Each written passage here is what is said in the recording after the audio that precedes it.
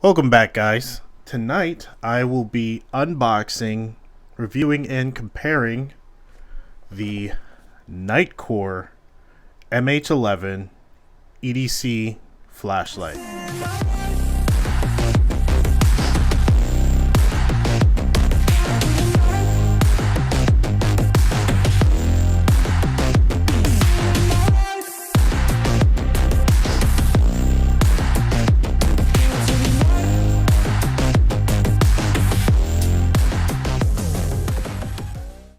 This is a 1000 lumens flashlight, comes with its own battery and USB charging. It does have a charge port on the side of the flashlight.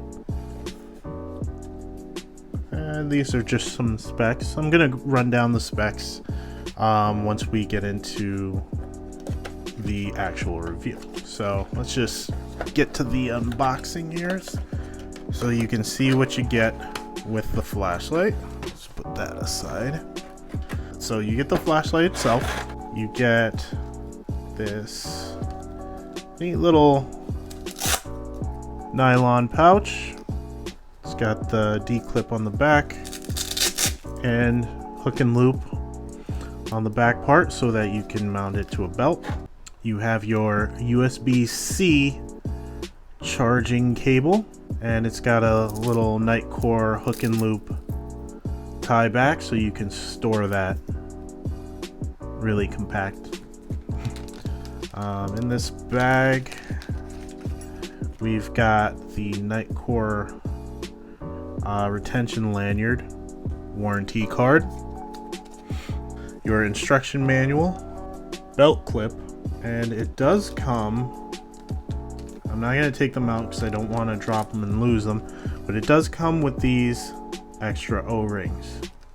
That's really nice. And here is the flashlight. Let's turn that around. Really simple, really clean design. Up front does have that a little bit of crenulation there on your strike face. Smooth reflector. Moving down the head, we do see that your USB-C charging port is right there, and it's got a rubber cap there. Haven't had too many issues with this. I've already taken this out and I've been using it for a few days, and finish holding up really well as just its performance. So that rubber cap hasn't given me any trouble yet, so only the test of time will tell. Moving down, you do have a little bit of knurling here just so that you get a good grip. There's a little bit of knurling on the tail cap as well. Nothing special here. It does have a recessed rubberized tail cap. Good positive clicks. You can tail stand this, but it is very easily knocked over just because it doesn't really have much to tail stand on. You do have two holes in the back so that you can run your lanyard through, and they're big enough to where it's super easy to get that lanyard on and off. You have a little spot right here, a groove,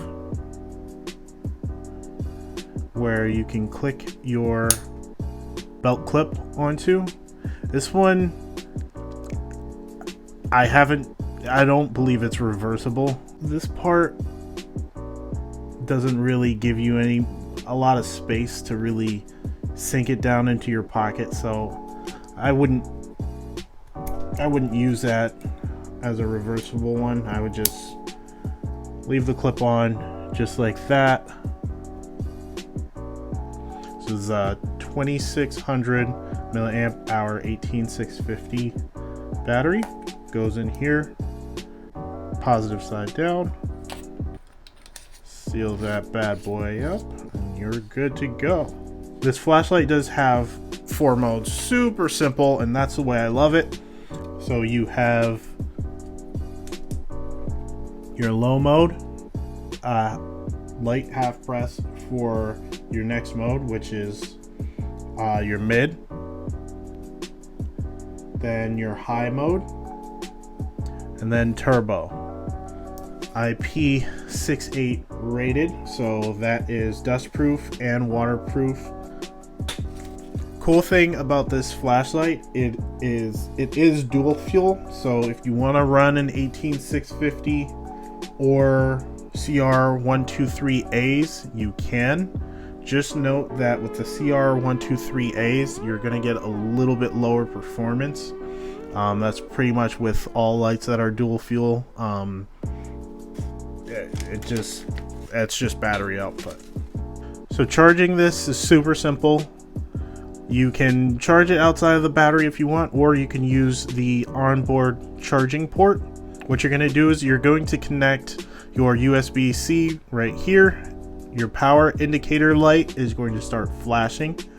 Once it's fully charged, that light will stop flashing and be constantly on.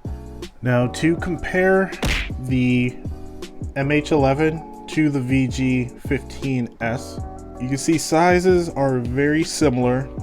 The MH11 is a hair thinner. It's just a hair thinner.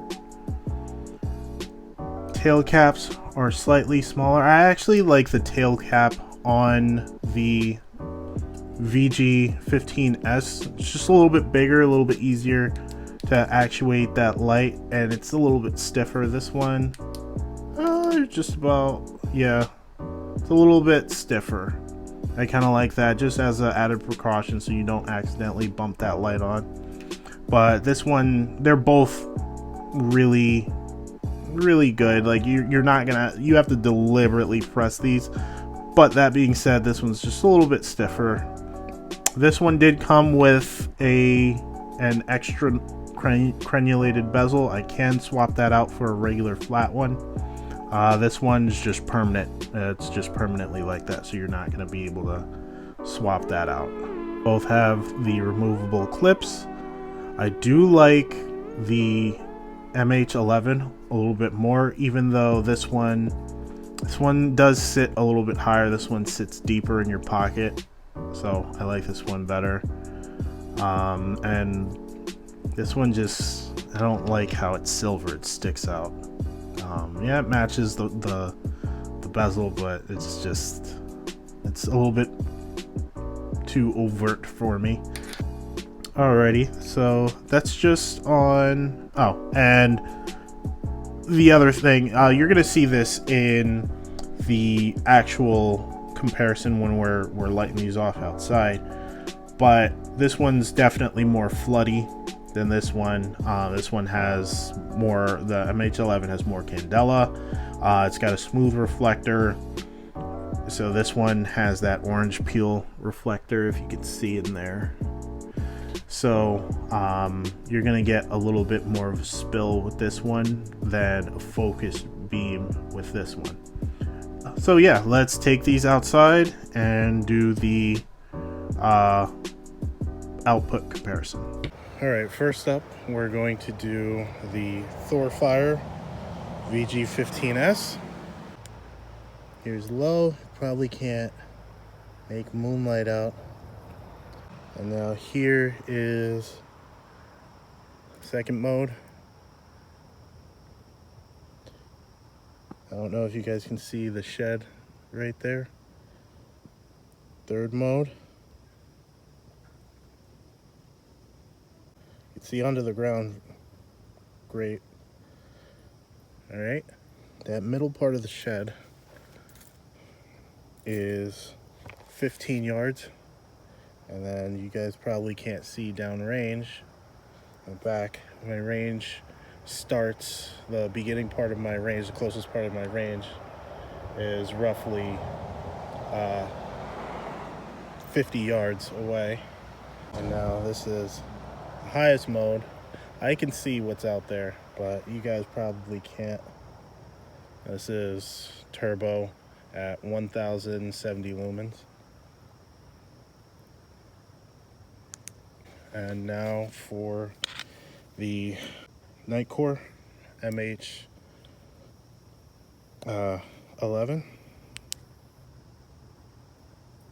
So here's low mo.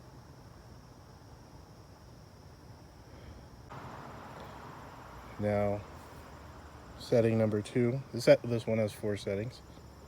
You barely make out the shed, but to my eye, I could definitely make out the shed. High. Yep. Definitely has a little bit more throw than the Thorfire. I don't know if you guys can make out the shed down there. You make out this tree, anything 15 yards. On camera you can make it out, but in real life I could see the stuff at 50 yards and a little bit beyond. And then turbo. So now you guys can see my barrels that I have out there. Definitely more throw. Definitely got a really wide spill, but it is a little bit more focused than the Thorfire. It's probably because of the smooth reflector. And on the ground you can see that really doesn't really have much of a hot spot, but there you go. So all in all, guys, I do like both of these lights. They're roughly the same size. Of the VG15S is a little bit smaller. The charging method's a little bit easier on this one. This one you have to actually remove the battery. You don't have that second option. But all in all, I mean, this one's been performing really well, and this one I think is going to last me quite a while as well. So there you have it, guys. Thank you for tuning in. If you like what you saw, please don't forget to like, comment, and subscribe. Help grow the channel, and share this video with as many people as you can so that I can continue to grow and continue to bring you guys more content. Thank you again, and I'll catch you on the next one.